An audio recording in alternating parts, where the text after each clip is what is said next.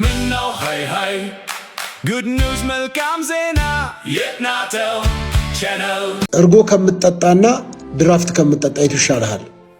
ድራፍት ብጠጣ ይሻለኛል። A few moments later.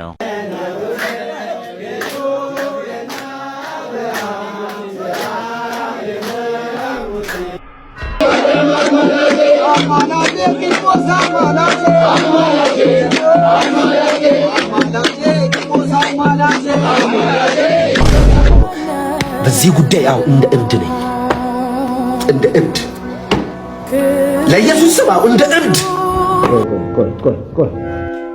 እስኪ ቪዲዮ አይተን እንመለስ። አይ ቁራሽ እንጀራ ረሃቡን ታግሶ ብኩርናውን ቢያተርፍ ይሻለው ነበር። ኤሳው ግን ምሳ በልቶ እራት ሊርበው ብኩርናውን አቃለላትና ጠገበ ማለት ነው። የተጠበቁ ጉድጓዶች ተተለጠፈ ያመደ ያለፈ ይመደ A few moments later.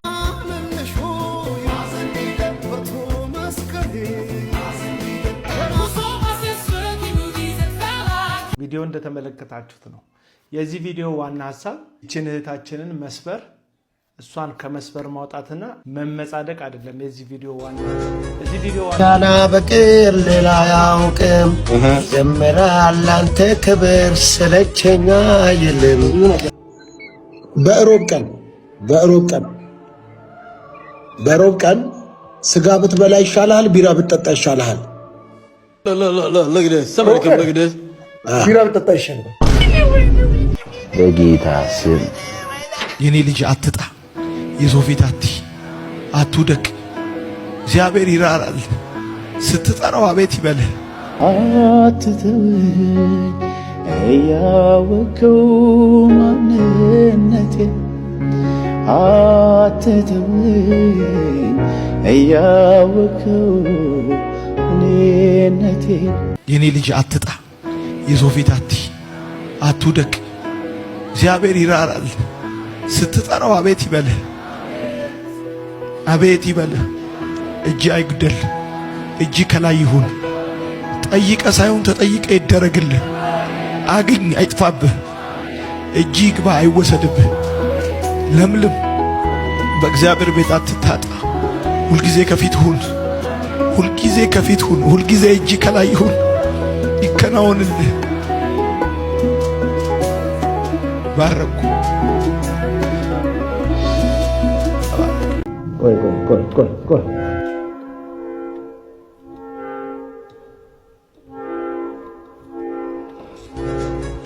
ያና በቅር ሌላ ያውቅም ጀመራል አንተ ክብር ስለቸኛ ይልም ደግነት በሕይወቴ እጅግ ስለበዞ አሳጣኸኝ ከቶ ምለው ከምስጋና በቀር ከምስጋና ሌላ አንደበቴ ከምስጋና በቀር ሌላ ያውቅም ይዘምራል አንተ ክብር ስለቸኛ የለም ደግነት በሕይወቴ እጅግ ስለበዛ አሳጣኸኝ ከቶ ምለው ከምስጋና ሌላ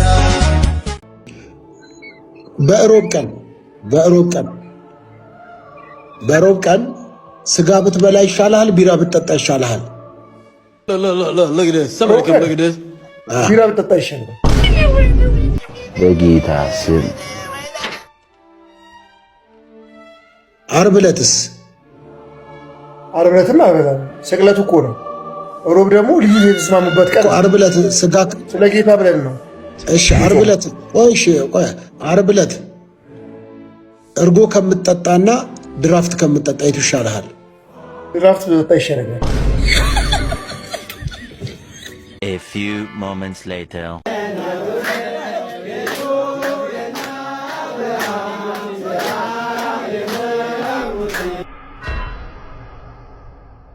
ጴንጤ ነኝ። አንዳንዶች ጴንጤ አይደለሁም ነኝ።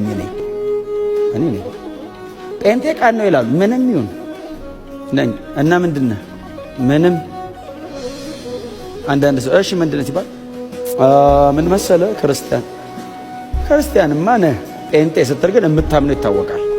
ኢየሱስ ክርስቶስ በመስቀል ላይ በሰራው ብቻ ነው ማምነው ማለት ነው። ጴንጤ ነኝ ስትል ነኝ አትፈሩ፣ በፍጹም እንዳታፍር።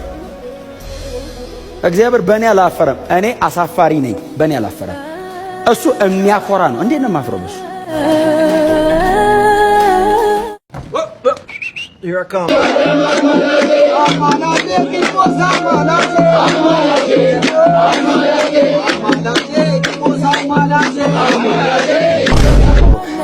በዚህ ጉዳይ አው እንደ እብድ ነኝ፣ እንደ እብድ ለኢየሱስ ስም አው እንደ እብድ።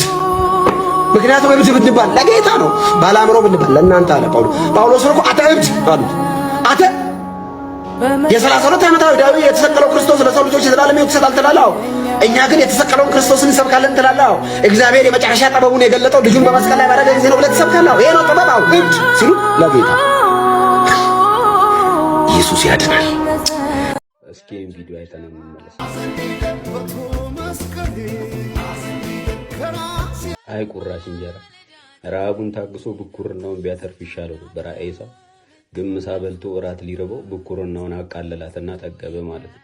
እኔ አሁን ዘፈን ኃጢአት ነው አይደለም ውስጥ አልገባም። ከልጅቷም አንፃር ንቃት የለኝም። ግን እዚህ ሚዲያ ላይ ያለን ሰዎች በጌታ ሆነን መጠንቀቅ አለብን። ከውጪ ብቻ ሳይሆን ቀጥሎ ከራስህ መጠንቀቅ አለብን። ከምኞት መጠንቀቅ አለብን። አየህ መስረቅም ኃጢአት ነው አይደለም ውስጥ እንገባለና በምኞት ከሆነ ቃሉ የሚተረጎሙ እዛ ጋር እኮ ሰሟን ገብቷል ሮንግ ነው ብሎ ዘፈኑን ስቱዲዮን አቃጥሎ ምናምን ሰውቶ ይመጣል። አንተ እዚህ ጋር ፕሮሞት ታደርገዋለህ። የአካል ስርዓት መታወቅ አለበት። አየህ አንተ ጋር አርነት መስሎ የታየው አንተ ጋር ብቻ አይደለም የሚቀረው። ነገ ቢኮዞፊው ገብተዋል ብዙዎች በዚህ ነገር ንቃት ያገኛቸዋል። ለዚህ ነው ጳውሎስ መመካታችሁ መልካም አይደለም። አየህ ጥቂት እርሾ ሊጡን ሁሉ ያቦከዋል አለ። እስኪ ጥቂት እርሾ ወስደህ ዱቄት ውስጥ አስቀምጥ፣ ሙሉ ዱቄቱን እርሾ ያደርግልሃል። አየህ ያቺ ነገር ብቻ ተደርጋ የምታልፍ ቢሆን ይሶኬም ነው፣ ግን በጣም ብዙ ነገር ታበላሻለች፣ ብዙ ነገር ትቀይራለች። ስለዚህ የሆነ መንቃት አለበት። አየህ የቸርነቱና የምሕረቱ ብዛት ወደ ንስሐ እንዲመልስ ነው መሆን ያለበት። እግዚአብሔር ቸር ነው በቃ ምናምን ይምረኛል ብለህ መመለስ ነው እንጂ የቸርነቱና የምሕረቱን የትዕግስቱን ባለጠግነት ላይ እንድታድግ አይደለም፣ ወይም ደግሞ ገብቷል በዛ ላይ እንድታምጽ አይደለም። ስለዚህ ቆም ብለን አካሄዳችንን ማየት አለብን። ገብቷል ቢኮዝ ኦፍ ሚ ማን ነው እየተሰናከለ ያለው? አየህ ማሰናከያ ባትሆን ይሻላል። በቃ በራስ መንገድ ሄደህ ብትጠፋ ይሻላል ሌላ ሰው ይዘህ ከምትጠፋ ማለት ነው።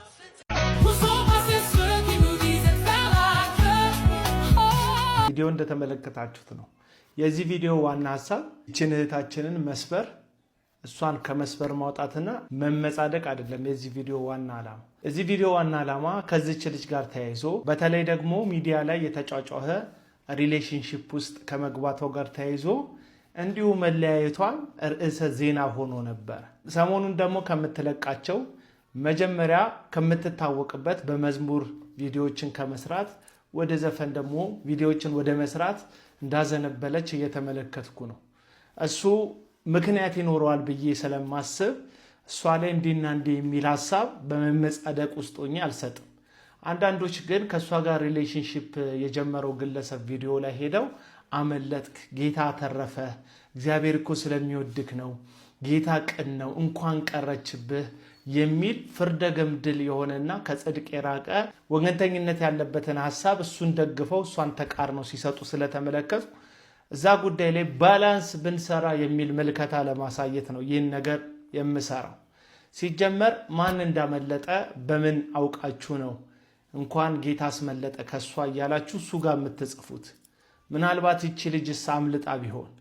አሁን ነገሩን የምትመለከቱት እሱ መዝሙር እየሰራ ነው፣ እሷ በዘፈን ደግሞ እንዲህ እየተንቀሳቀሰች ነው። ስለዚህ እሱ ነው ያመለጠው የሚል አይነት ሀሳብ ልትሰጡ ትችላላችሁ። ምናልባት ግን እሷስ አምልጣ ቢሆን? አንዳንድ ሰዎች ማህበራዊ ሚዲያ ላይ መንፈሳዊና ወንጌል ሰባኪ መስለው ከመታየታቸው ጀርባ ያለውን ትክክለኛውን ማንነታቸውን ስለማናቅ ሚዲያ ላይ ባሳዩን ስነ ምግባርና አነጋገር ብቻ እነሱ እንዲህ ናቸው ብለን ደምድመን ስናበቃ ከኋላቸው ሌላ አይነት ካራክተር ሌላ አይነት ስብዕና ቢኖራቸው በምን ልናቅ እንችላለን? የምታውቁት ሰው ለሰው የሚባል በቴሌቪዥን ሲታይ የነበረ ተከታታይ ድራማ ላይ አስናቀ የሚባል አንድ ገጸ ባህሪ ነበረ። ሰውየው እጅግ በጣም ክፉ፣ ጨካኝ፣ ሚስቱ ለልጁ የማይራራ አካባቢው ላይ ያሉ ሰዎች ሁሉ ጭንቀት የሆነ ሰው ነው ካራክተሩ ማለት ነው። አበበ ባልቻ ተላብሶ የተጫወተው ገጸ ባህሪ እንደዚህ አይነት ጨካኝ ማንነት ነው ያለው። አበበ ባልቻ በግሉ ግን ማን እንደሆነ የሚያውቁት ወዳጆቹ ናቸው። አሁን አንድ ሰው ለሰው የተባለውን የቴሌቪዥን ተከታታይ ፊልም አይቶ ስለ ትወና ምንም አይነት ዕውቀት የሌለው ሰው ያንን ግለሰብ ባየ ቁጥር ጨካኝና አረመኔ ቢመስለው በአበበ ባልቻ ነው የምንፈርደው ወይስ በተመልካቹ ነው የምንፈርደው? ተመልካቹ ያየውን ነው ብሎ ስላመነ ክፉ እንደሆነ ተሰምቶታል። አበበ ባልቻ ግን ሌላ የህይወት ምዕራፍ እንዳለው አልተገነዘበም። ስለዚህ ማን ነው ትክክል የሚለውን ሐሳብ ትወስዳላችሁ? ተዋናዩ ነው ትክክል ወይስ ተዋናዩን ይሄ ነው ብሎ የደመደመበት ሰውዬ ነው ትክክል?